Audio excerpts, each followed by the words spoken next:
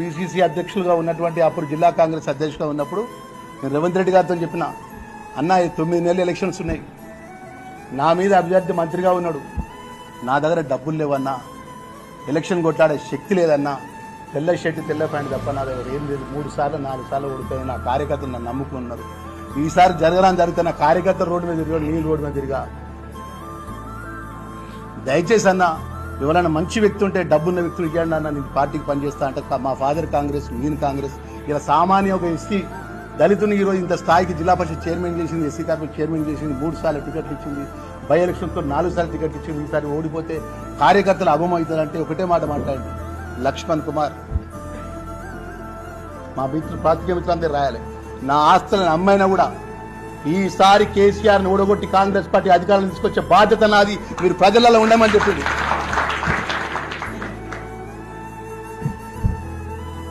ఈ రాష్ట్రంలో 66 అసెంబ్లీ సీట్లకు 40 మంది కొత్తగా మొదటిసారి బీఫామ్ తీసుకొని శాసనసభ్యత్వముగా ప్రమాణ స్వీకారం చేయి శాసనసభలో అడుగుపెట్టినటువంటి గౌరవం ఏదంటే అది మల్లికార్జున ఖార్గే, రేవంత్ రెడ్డి గారు నాయకత్వంలో, రాహుల్ గాంధీ గారి నాయకత్వంలో, సోనియా గాంధీ గారి